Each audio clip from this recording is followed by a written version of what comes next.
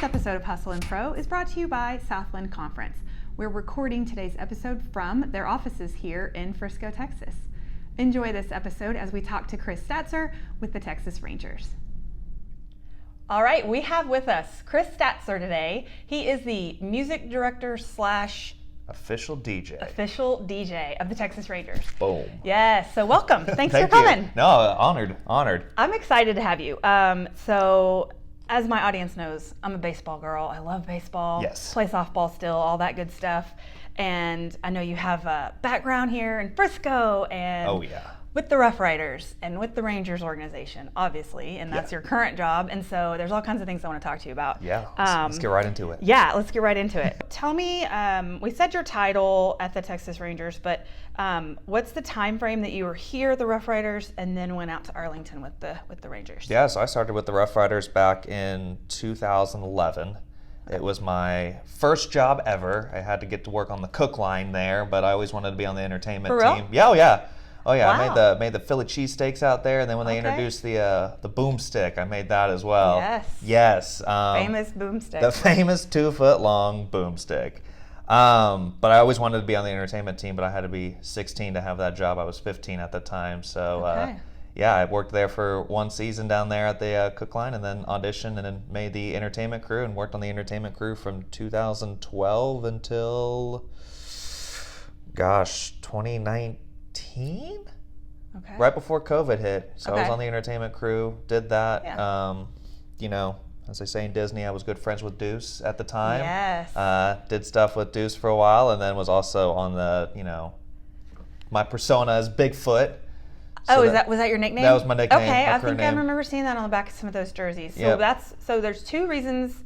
I can't remember how you became to be a guest here. It's either Katie, Spud, Floyd, she's been a recent guest. Either she said, hey, go have them on, or Chris Buckambuso. Oh, man, love them both. One of them was like, they giving me leads. Yeah. Oh, he'll go talk to you. It was probably Katie, right? Oh, yeah. Good old Spud. Yeah. And she's Floyd now. But Floyd, Spud. okay. That's how I always know her. It's Spud. It's like all these things. Yeah. I've always told her, so if you want me to call you Floyd, I'll call you Floyd. But you're Spud in my heart. Okay. Always have been. Very good. All right, so that's a lot of baseball. Yes. Why baseball? I have always been a fan of the sport. My dad I'm a 95 baby, but my dad has had season tickets for the Rangers since 93. So I grew up a Rangers fan, grew up in that ballpark, grew up listening to Chuck, grew up watching Rangers baseball. Yes, I mean, we got Juan Gonzalez. That's why I'm wearing my 90s jersey today. Okay. You got Juan Gonzalez, you got Mike Napoli, you've got the Alfonso Soriano. It's like, you got to see all these. Hank Blaylock. Oh yeah, I remember Hank Blaylock. Oh yeah, that's one of my dad's. That was a good era. That was a great era of baseball. Maybe not the tank tops, the cutoff sleeves, but I loved it. I started a little before that. Yeah. In the 90s and like the 80s, a couple hours away, so we would drive up for games, like big family occasions and stuff. But you're from here, so you guys were out there all the time. Pretty much, yeah. So my dad does a good thing where him and his friends, they all have season tickets. So he has one seat and his other friends have three. Awesome. They each buy out the full season and then they do a little raffle and each get 20 games. So that's a good way to do it. That way it's manageable, yeah. Yeah, that's smart. Yeah. Yeah, because I mean, unless you're retired and you can go to all of them, you go to all of them. But otherwise, you gotta finagle the schedule and see what you can do. And especially when you have my mom who has me and my younger brother, and then my dad. My brother's one of those guys. I love him to death, but once the national anthem hits, is the game almost over yet? So I've got one like that in my family. That's why we're RoughRiders Founders members. Yeah. And you get the bracelet on them, and they go get whatever food and ice cream trips they need, soda, and it's just a free for all. And we watch the baseball, and they can go eat. That's how my mom used to word it to my brother. It's like, hey, do you want to go have dinner and watch your brother do your thing? There you go. That's exactly what they did. That's great. I love it. Okay, so I want to get into the ins and outs of your actual what you're doing in a DJ booth at the Rangers game. But first, I want to do a little bit of a different format with you. Let's hit it. My listeners know that I have what's your background, this and this, but I know that your personality is big, so I want to do some quick hits with you and just see what happens. I also know you have to think fast in your world because you're presenting a game presentation and things happen, and so I just want to see what your responses are to a couple things. All right, I'm ready. Okay. Baby Blues or City Connect? City Connect. Okay. even with those navy pants. Even with the navy pants, it's the logo, it's the story behind the City Connect that I think is awesome and brings a unique feature to the Texas Rangers and everything along those lines. Yeah. I love the baby blues. I do too. Do not get me wrong. Those powder blues are beautiful. I have a jersey that has my name on the back of it in powder blue that I keep up in the booth. I love the look of that, like, to wear it about. But man, when I see people around with the Connect logo hat, the black and white, I'm like, that looks good. I'm honestly, like, not that we are surprised, but I was thoroughly shocked how young our audience is that loves the City Connect. For sure. I mean, you see kids all the way to senior citizens who are wearing City Connect, and it was just because, we like the look of it, but then the story too, and I'm like, that's awesome. Yeah. I know. It's good history. Oh, yeah. It's cool. And we have better City Connect than some other clubs. So, yeah. I mean, it looks better than some others. All right. No. Captain or deuce? Ooh. You're going to have to pick some allegiances here. Yeah, that's a good sign. So I'm going to go with no comment on that one. I love them both. We already gave a shout out to Deuce. Yep, so I got to give it to my boy Captain. Okay, that sounds good. Who has They're great friends, music. I'm sure. They're great friends. Yeah, they have to be. They're just like big brother, little brother. All in the family. Kind of thing. Yeah, different species, but family of sports. Yeah, exactly. Yeah. This one might be hard for you also. Okay. Dirk or Nolan?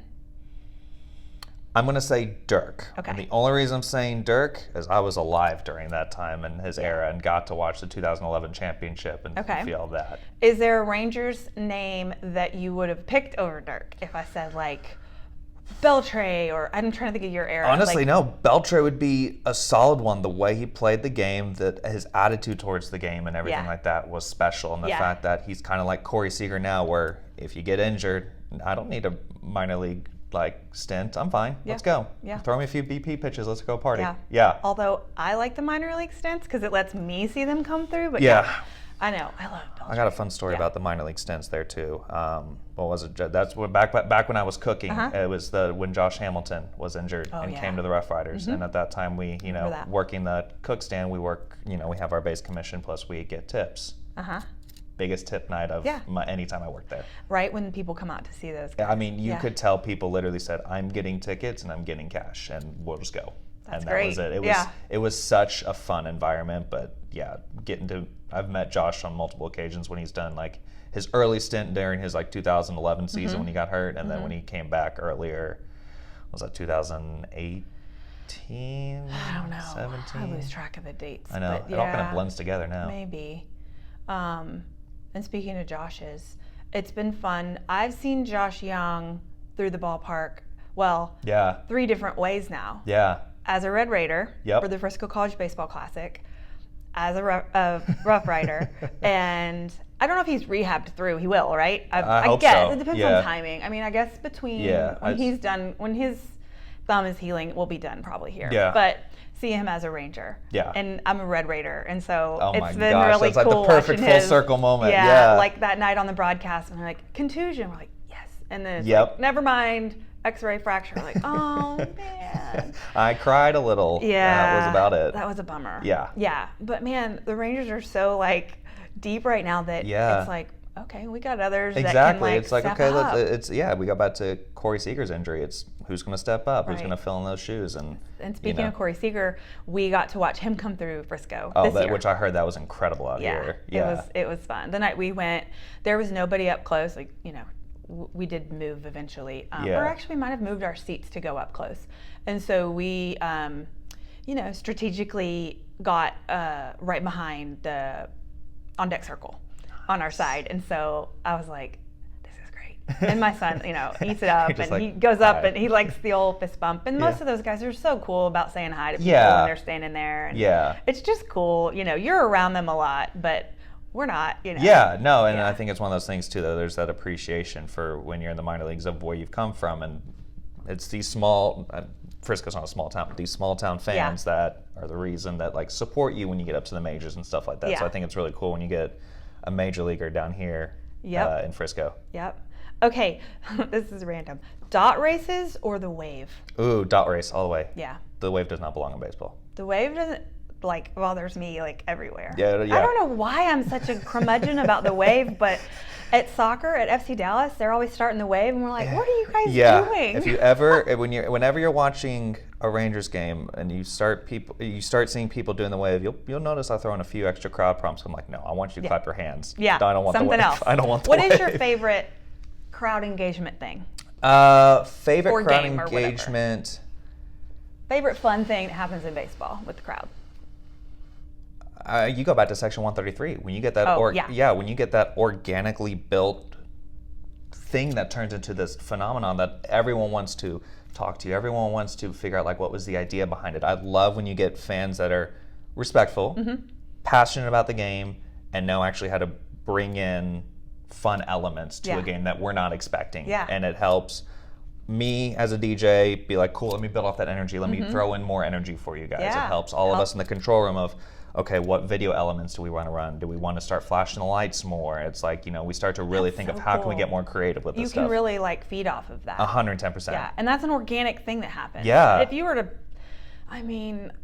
picking a section is an old thing, like, oh, dot race, this section wins this or whatever. And that's fine. Yeah. And you'll get a cheer for a second if they win. Yeah. But like that is taken on its own life. It really has. Yeah. And I know that talking with the guys, it sounds like September 18th, the Monday against the Red Sox, is the next like sanctioned we're going to do it. But I know they're recruiting like no other. Like we need it for every game. Yeah. The energy's unmatched, and just having that. It's hard though. It is. It is. I feel that 110%, especially when I work minimum 81 of the games of the regular season, so I'm working all of them. Yeah. Then if postseason comes, it's like, okay, what can we do to keep it fresh? What can we do to keep this energy alive without sounding like a broken record? For sure. Yeah. And this next one might be some of your role. Like, tell me more about your roles. But I'm going to add a third one in. Let's do it. The ballpark in Arlington. Okay. What do you call it when you grow up in the 94? Ballpark in Arlington. Ballpark in Arlington. Globe Life Park, Globe Life Field. Ballpark in Arlington. I think that's it's iconic. Well, and I will say Globe Life Field as well, but because my season tickets were 13 rows behind home plate. Day games, they did not happen. Yeah. They did not feel good. The atmosphere is great. The architecture is great. The baseball was great. Did not like that heat. Yeah. Being able to sit in air conditioning and watch the game. It's pretty sweet. It's pretty sweet. And hearing the players talk about it, even just yesterday on the drive home, Max Scherzer, is that right? Yeah, I think he was. I feel like that's who it was. And they asked him, does that impact, how guys want to come here and when you're away and coming here? He's like, oh yeah, when you're on the other side, looking at your schedule, that's like you look. Yeah. Am I in Texas in the summer months and like you're already dreading it and this and that. And they also talked about how like no matter what, our players don't get used to it. So the Rangers kind of talked about it like, oh, we can use it to our advantage. Like our players get accustomed to it and it doesn't affect them as much. But it just sucks for everybody. Yeah. So the heat's brutal. Love the new digs. Yes. And it's beautiful. Yes. And it feels good. And it you does. don't have to factor the game time into it's part of the season, part of the year date into when you want to go out there. Yeah, no, agreed. Yeah. I mean, again, when we were kids, it was one of those things like closer to first pitch, we knew the sun was going to be down at that point. Day games we try to avoid, and like don't get me wrong, the atmosphere of that ballpark, the aura of ballpark in Arlington is something incredible, and I miss it. But I love what we're bringing to Globe Life Field. I do too. Old pitch count clock, new clocks. New clocks. Okay. Yep. I wondered if it affected how you work, and so, it's too rushed for you or any of that. So you did not take long to answer. Yeah, it's one of those things that, as an employee, and this is different for players. I'm sure as players, you want to play the game that you grew up loving. As an employee, I'm sitting there and I'm like, okay, I get tired after a while. I'm there 4 hours before first pitch. That's when I start doing music and everything like that because players take the field. Then there's fielding practice. Then there's BP. Then there's pregame elements, and then it's the game. So by the time all that's happening, I've already been there. Yeah. So you're ready to I enjoy moving. Keep the game moving. But I'm also I've noticed that I feel like a lot more families are much more open to coming to the ballpark because you're like, hey, look, it's a school night, but you're going to be there for 2 hours. And then you're home by 10. Yeah. It's great. I mean, it's great. I think it's great. I think, of course, some players have had to make more adjustments than others. Agreed. The way pitchers and catchers work together and batters and nuances, but it's doing what it's supposed to do. Yeah. Right? Yeah. tell me, like, what is a day in the life? You just said 4 hours before. What is the day on game day in the life of you as the music director and official DJ of the Rangers? A day in the life for me, basically, on game day is pretty much just kind of relax until I have to be at the ballpark. So if it's a 7 o'clock game, that means I have to be there at 3. I live in Dallas, so that means I have to leave probably about 2:15, so I can get there between 2:30, 2:45. Check and make sure no players have updated their walk-up songs or anything like that, but usually I kind of get that maybe about an hour to an hour and a half before first pitch. They can change it that late? Oh, I've had people change it in the game. No way. Oh, yeah. How do they communicate that to you? So walk-up music is like a whole thing. Like, oh, yeah. Can we just do an episode on that? But that is like, I love it. Yeah. There's been players so basically like my communications through the clubbies, they text me like, hey, this is player, here's the song artist, here's the song, here's the artist, and here's the start point. Okay. Yeah. The segment they want to hear. Yep. Yeah. So basically, I've had players this season that have just in the middle of the game, after their first at bat or something, just something's not clicking. They've had that song for a while, so I would get a text like, hey, can you change it to this? And that's awesome. I'm gonna do what I can to make it happen. Right. Thankfully. You're like, as long as you don't bat around, you're good. Yeah, because then like, what if you don't? And then they're up next and something, you're like, I feel responsibility here. Like, get this right. So on a normal basis, I'm running off of 2 computers. I have my main laptop that's where I'm doing my mixing and everything pregame, especially during BP. We'll have like the hype innings, so we've got the mid one, the Rangers coming up to bat, let's get on your feet, get loud. So that's where I'm mixing from that. Okay. And then I have my game computer, which is the Rangers, and so it stays there, but like all my music files and everything are on that, so that's where I'm running the game from. So it's like, it goes back to if a player changes his walk-up song, I'm editing on my laptop, but I have it down in the bowl, so you're not hearing me edit. Okay. And then I'm still running the game off the other computer. So Are you alone, or you have people doing this with you? This part. You're on your own. I'm on my own. Yeah. So basically, like, we have my boss Chris, my boss, and then my boss Chuck. But I got my boss Chris, who sits next to me. He's the one that produces all these games. He's the one that makes all the calls in the game. And then on this side, I have my A1, my audio operator Eddie, who sits there, and he's the one that pumps up the volume, turns the volume down. So So your boss is directing traffic on just audio or also camera? All game elements. Okay. So we're talking people in video boards, we're talking cameras. Only game in the ballpark? Yep. Okay. Yep. Not broadcast stuff. Not broadcast stuff, no. In ballpark. In-house ballpark entertainment. Yeah. So your boss is telling the mix of what people hear and see and music and like all the things and announcement, and Chuck. So he's like knows all the things. So Chuck is his boss, and so Chuck is the director. He's the executive vice president of all of that. But Chuck's voice, it's mixed into all of those things. Yeah. Right? So, but we let Chuck. I mean, at the end of the day, Chuck is what makes the final call. This is Chuck's show, and we're going to make it in a great way Chuck's show. Yeah. So once his microphone is set to the appropriate level, we leave it at that. And if we change it, Chuck will call up to us and let us know. Okay. But otherwise, it is. We're trying to like do our best based off the script that Chuck created for us and all that stuff. That's the center point. Yeah. And then everything is enhancing his script, his like what he's bringing to communicating to everybody. Yeah, in a sense. So then you're sitting there the whole like all that pregame, pre-show, whatever, right? And then the whole game, like you probably don't move all night, right? Yep. Like So I will cue take me out to the ball game, and that is my only bathroom break. So I will mad dash to go to the restroom and then run back. How many seconds do you have to get home to get back? I would have 1 minute and about a minute and 15 seconds to run there and get back. No pressure. No pressure, because if I'm not back in time with that one, then a player won't get their walk-up song. Oh, man. So that's why we got to run. That's funny. Yeah. Okay, and then, I mean, even after the game's over, win, loss, you have a plan. You know what's going to be heard and all that. And then how late are you there when the game's done? So if we win, I've got, depending on the size of the crowd, because it takes time to get everybody out. It's usually 4 to 5 songs if we win. If we lose, it's really quickly. It's usually about 3 songs. Okay. Once that's done, save my file and I'm out. Okay. So maybe about 15 minutes tops after the game. Okay. While we're talking about walk-up songs, the last thing on this part, walk-up songs in youth baseball or no? I don't think it makes a difference in Okay. my opinion. I think it's a fun element. Okay. And I think it brings fun to the kids because they're like, cool, my favorite player has a walk-up song and I have a walk-up song. Well, good. I'm glad you see it Yeah. that way. Because as a parent who's watched a lot of Little League, I'm like, no, they haven't earned it yet. Like, they need to be older and, like, good and, like, I don't know. It's a rite of passage when you get old. I don't know why I'm like, it irritates me. It is but funny, I mean, though, like, 'cause, at I a mean, 7-year-old baseball game, like, come on, I think in parents. today's world, you definitely see the kids because I know in my youth, that was the exact same ideas from coaches and players. You don't need a walk-up song. No. You're 7. Like, yeah. Yeah.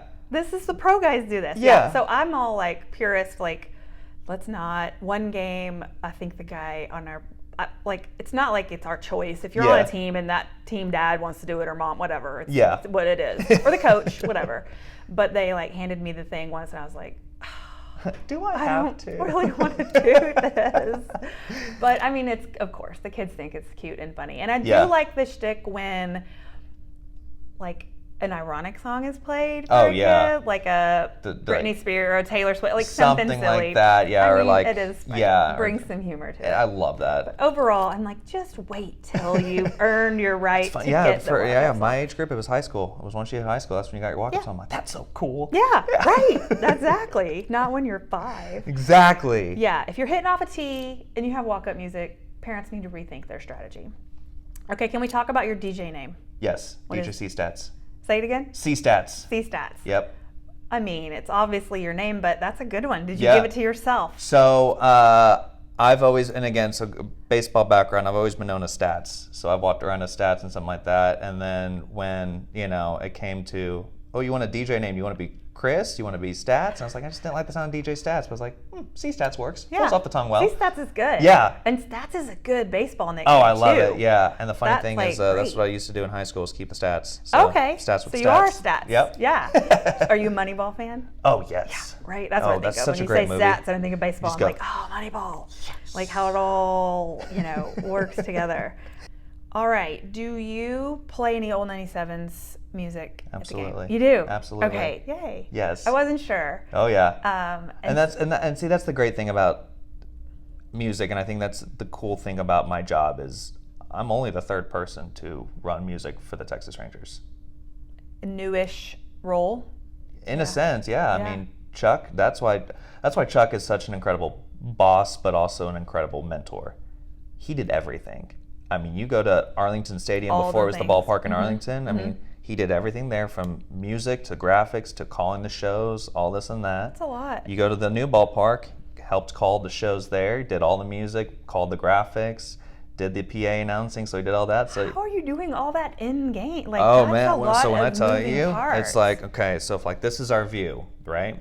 His microphone's up here, his music's right here, his mixer's right here, his comms is right here. So he's just sitting at a giant U desk, and that's all he's doing is going back and forth. And the good thing with this microphone is it's a little foot pedal. So that's how he triggers the microphone to open. So yeah, so when they moved over to the new ballpark, that's when they said, all right, he goes, I'm going to give up some of my roles, but some pieces of that. Yeah. Well, it elevates, when other people are able to focus on it, then it elevates that piece. It really and does. It's a better fan experience, and that's the, more, and ironically, more fans, it was more attendance. My mentor over here at the RoughRiders, Groobs, who's now on the radio and everything like that, it was because of that radio job that I have this, and he's the one who helped me get in there to DJ for the RoughRiders when I did that for one season before moving on there. And so is Groobs only on the radio now? Only on the radio now, yeah. I wondered. I was like, is he ever... Because at the ballpark, you never know when you're there, like, who's back there doing that. You can hear Chris, but, like, you don't know who's doing all the other things. Yeah. And so I wondered, I'm like, is Groove still playing those drops and doing those music? But, nope, Grooves is doing everything on the radio. Otherwise, at the ballpark, it is all me. All you? Oh, yeah. You have backups, right? Or not really? Not really. Like, it's one of those. You're just committed and you're there. Yeah. This your first season or second season? First full season. So I took over in July of last season. Okay. So halfway through the season. Yeah, and I know the radio station was supposed to go on earlier, and it kept getting delayed. Okay. But so I took over from there, and do you love it? I love it. I mean, again, my boss is the guy I grew up listening to.